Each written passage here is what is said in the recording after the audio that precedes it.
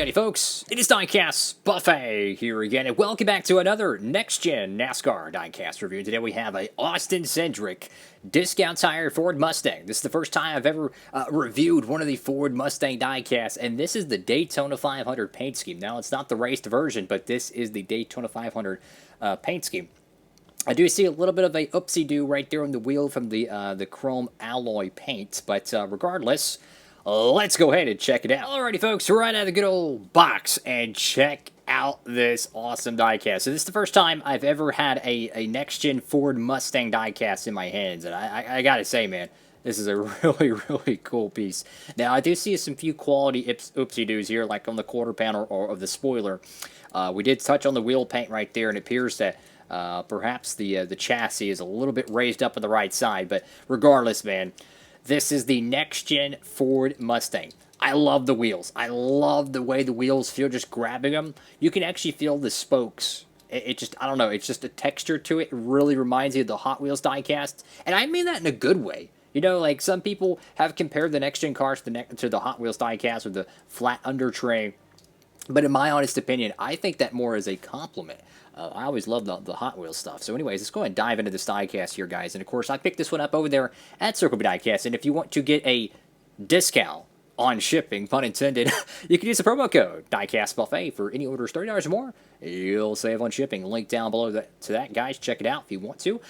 You get the Ford logo right there. You get Austin Cindric. I guess you'd call it the front window opening or valence or whatever they want to call it, Nacaduck, is not present on the current 164 diecast. I imagine the raced versions might have them later on down the road, but who knows? Got tires.com, discount tire. These little louvers or whatever you want to call them, these are decal. These are not part of the diecast mold, which I got to be honest with you, I'm not a fan of having louvers on the hood because I just want to have a clean hood pattern. So I'm really glad they made that optional, or not really optional, but just made it a decal only.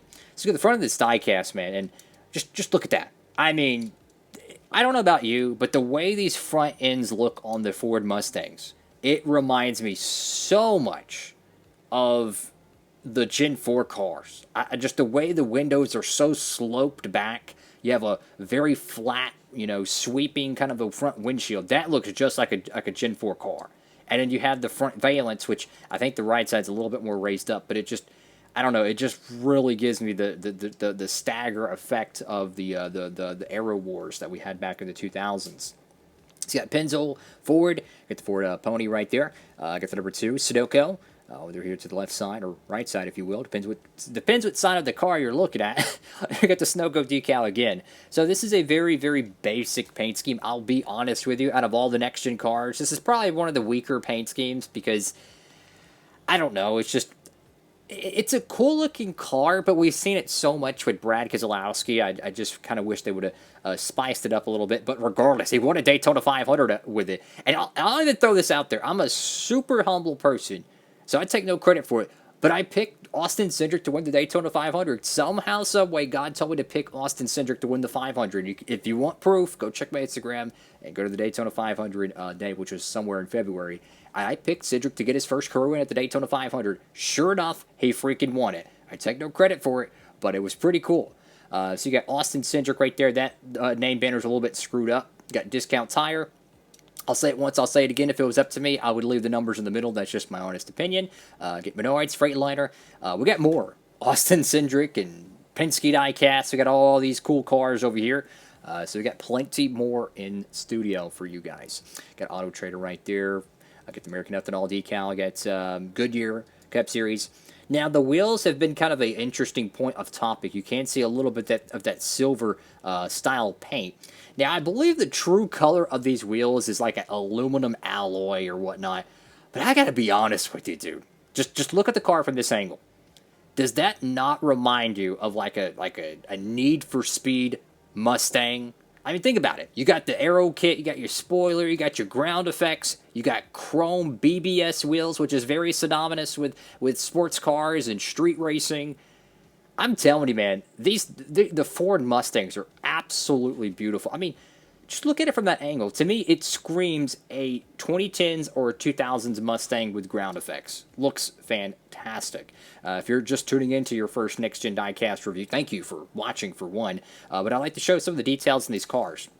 So even though on the Next Gen cars, this side panel is actually a part of the under tray, due to the diecast production, this is actually a part of the diecast body. So it is a part of the actual shell. It is metal. However, this bottom part will always be black on the 2022 diecast because it's a part of the under tray. You can see a little bit of a cutout right here, which is so cool. Very reminiscent of the IndyCar style ones where you have this, aero swoop, but it escapes right there next to the wheel opening, which is really, really nice. You got your rear diffuser, which is very, very potent. Very, very cool stuff. Love this. These next gen cars, man. They're so freaking cool. Get the Ford PPG, Mazak, whatever that is, and safety clean. Let's go to the back end of the car. Now, I will say, though, the Ford is probably the most aerodynamic out of all of them. Ford has always kind of had a bullet shape to their race cars, and I tell you what, though, if the Ford Mustang from 2019, that being, or 2020 or 2021 being this, it has kind of a rigid back end and a rigid front end, right? Well, the next-gen car takes it straight back to the Ford Fusion and Ford Taurus days in the 2000s, because the whole back end of this car is just, it is a absolute circle. I mean, look at the hips on the diecast, right? Super smooth, much like the front arrows of the 2006, 7, and 5 Gen 4s. And the whole back bumper is completely rounded like the 2002 Ford Tauruses. And the front end, it does have a little bit of some flat panels, but regardless, it definitely has an aerodynamic curve, much like the Ford Fusion Gen 4s. I love these cars, man. Just so cool looking. Now, we will, pun intended, see some inconsistencies with the paint. You can see how the right front is just a fraction lighter, or I would say more transparent than the rear wheel. This one's painted better than this one. That's something that I've seen on a lot of the cars. I've seen even some of the Chase Elliott cars, which they were probably extremely rushed because you know how popular he is. But some of the wheels didn't even have like half of them painted. Like, it was really spotty. Now, in the real cars, the only thing you'll see painted is the actual spokes. You won't see behind it, right? That would be where like your brake caliper, your wheel hub, your studs, all that good jazz would be. So it is a little bit inaccurate, but you know, if you go back through NASCAR Diecast history, we've always had wheel paint in the background. It might not be potent on this Brad Keselowski Ford Mustang, but you can see the yellow in the back. And I understand for production purposes that, hey, they just need to go ahead and paint the whole thing instead of just trying to stamp the top of it. I understand. However, if you were wanting to customize one of these cars, you could take a wheel like this one from, you know, just a random diecast once these things are, you know, plentiful, perhaps one of the test cars, and you could only just paint the outside spokes of it to give it that three-dimensional valence. So there is some customization opportunities here if you just like to, you know, customize certain things. So you go to the roof of the diecast here, guys. I will admit, I wish the 2 was a little bit bigger there. There's a lot of real estate. Got the snap-on decal there. You can see that the window bars have returned. They have kind of a satin texture to them. You go to the back window, you got Cindric right there. Very, very cool looking stuff here, guys. I love these next-gen cars, man. They are just really awesome. Now, you can see this spoiler it's goofed up. Let's just be honest with you. Looks like that decal chipped, torn, or moved, and it got stuck to the spoiler, and they, you know, clear-coated it on. So, I mean, truth be told, I could touch it up if I want to, but, you know, it's probably not worth the hassle. One really super nice update that they've done to the cars is you can see the pop rivet design on that back spoiler. That is something we have not seen in the Gen 6 cars, only on the raced versions. So to see that on a normal, standard production line diecast is a huge upgrade to me. I mean, that is so cool. So I have to give them a huge thumbs up in that regard. Awesome freaking diecast here, guys. If you have not picked up your next-gen cars, guys, I don't know what y'all are doing. I mean, I tell you, these things are incredible. Some people say the molds of these diecasts are not that good. I gotta be honest with you guys. I am super impressed. I mean, 10 out of 10. 10 out of 10, absolutely perfect. And I'm not just blowing smoke. I truly do believe that, because when I look at the Chevrolet Camaro, it looks exactly like a Chevrolet Camaro. Like, it legitimately looks like a Forza Motorsport ground effects Chevrolet Camaro. Ford Mustang. I'll go back to that angle I had earlier. It reminds me so much of maybe a late 2000s Ford Mustang with Need for Speed ground effects and a BBS wheel kit. That's what it reminds me of. It screams production car. I'm digging these molds, guys. And this is the undercarriage for it. Some people will say, oh, this is, they shouldn't have done this. It's too flat and plain like a Hot Wheels car. Guys, this is what the real cars are like now. The whole undercarriage is completely flat. So it is what it is. And to tell you the truth, it looks really cool. I don't mind it. I really don't. Apparently on the Elite 124s, I think it's the Elites. I don't think it's the ARCs. But apparently this whole bottom tray, I guess you could call it the pan underneath the car, this whole thing removes, and it shows the undercarriage of it, like maybe the exhaust, suspension components, etc. I don't know how detailed they are, and I don't know how much paint might be on those, but apparently that's something optional, which, truth be told, I never expected them to actually do that. I figured they would have just went with one complete casting for the bottom and called it a day. The fact that it is detachable, I got to give them a thumbs up for that. That really is cool. So, but I have to point out the elephant in the room, and that is the boxes. Look, some people like the boxes, and hey, man, more power to you. But I really wish we could get some color on the boxes, and I'll try not to, drag it out too long.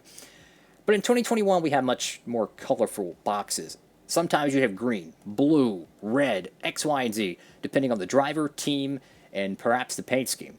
And in 2022, we took a nosedive in box quality. Now, I understand things are, the production line, the logistics, everything is much more expensive.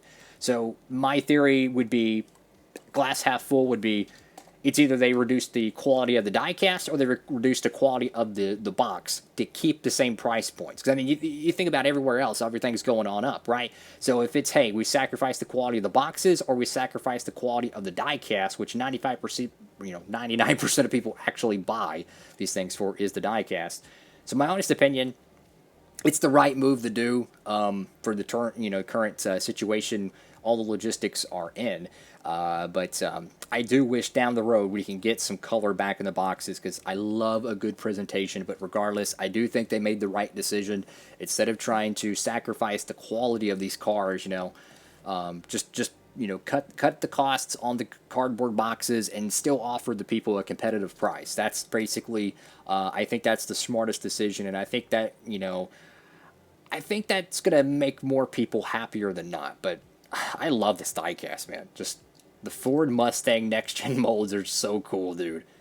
And to me, these cars have so much more body lines to it. It sounds crazy, but I feel like I'm holding a miniature 124 scale. Like, I'm going to be 100% honest with you.